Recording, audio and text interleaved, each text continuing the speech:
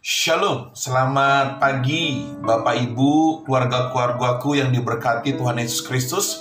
Secara khusus pagi ini saya menyapa anak-anak muda dimanapun saudara berada. Karena firman Tuhan pagi ini saya beri judul Kesukaan Masa Muda. Firman Tuhan saya ambil dari Pengkhotbah pasal 11 ayatnya yang ke-9. Demikian firman Allah.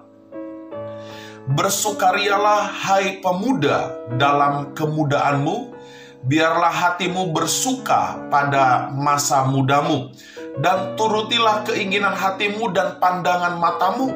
Tetapi ketahuilah bahwa karena segala hal ini Allah akan membawa engkau ke pengadilan.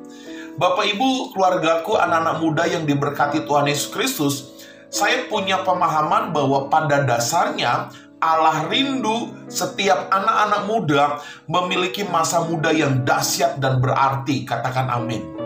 Rancangan Tuhan bagi anak-anak muda bukanlah rancangan yang jahat, tapi rancangan yang dahsyat, yang berarti dan bermakna.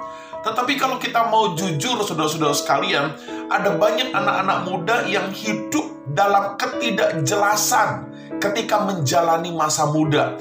Dan itulah yang menyebabkan mereka merasa hidupnya tanpa arti, tanpa makna, sehingga ngerasa jenuh menjalani masa-masa mudanya.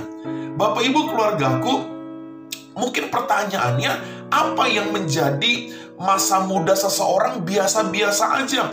Bahkan mungkin apa yang menjadi faktor penyebab anak-anak muda merasa masa mudanya tidak berarti, bahkan cenderung menjenuhkan. Saya menilai saudara, hal itu terjadi karena anak-anak muda hidup di dalam dosa, hidup tanpa visi yang jelas, hidup dengan berbagai kekecewaan, bahkan mungkin hidup dalam kepahitan di dalam hatinya.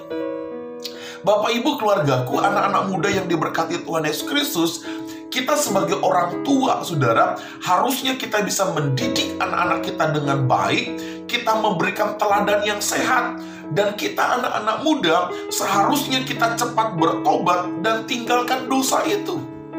Bapak Ibu anak-anak muda yang dikasihi Tuhan Yesus Kristus, saya terlalu yakin saudara, hidup bersama-sama dengan Tuhan Yesus, hidup bersama-sama dengan firman Allah, maka itu akan menjadikan kita anak-anak muda yang penuh dengan semangat untuk menjalani hari-hari, bahkan sampai nanti di hari tua kita. Katakan amin.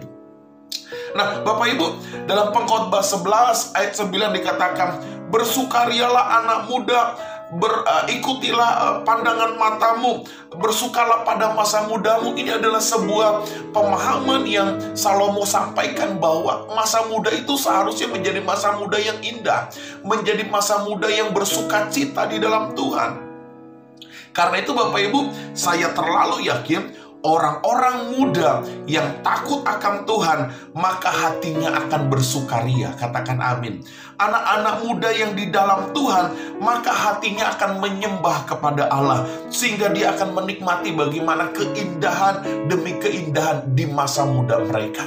Nah, pagi ini kita akan belajar bersama bagaimana menjadikan masa muda kita penuh dengan kesukaan. Orang tua, Bapak Ibu, sampaikan kepada anak-anakmu, dukung mereka bagaimana menciptakan masa muda yang penuh dengan kesukaan. Yang pertama saudara, anak muda harus memiliki destiny atau tujuan hidup yang jelas. Saya perhatikan saudara, ada banyak anak muda hidup asal hidup. Yang penting bisa makan, bisa main, bisa beraktivitas. Orang yang tidak punya destiny, tujuan hidup, dia seperti air di daun talas yang mudah diombang-ambingkan, mudah dipengaruhi dengan hal-hal yang buruk. Karena itu, supaya masa muda kita penuh dengan kesukaan, miliki tujuan yang jelas, miliki visi yang jelas. Kemana kita mau mengarahkan hidup ini? Mau seperti apa ke depan? Di dalam pelayanan, mau pelayanan seperti apa? Bapak Ibu keluargaku, dimanapun kita berada, kalau kita punya tujuan yang jelas, intinya hidup kita harus menjadi berkat. Yang kedua saudara, bagaimana menjadikan masa muda penuh dengan kesukaan, yaitu bangun pergaulan dan persahabatan yang baik.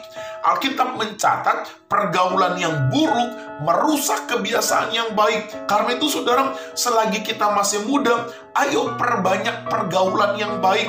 Ayo miliki persahabatan yang baik.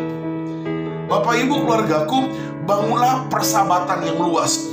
Bangunlah pergaulan yang luas, tetapi yang baik, supaya kebiasaan kita juga baik.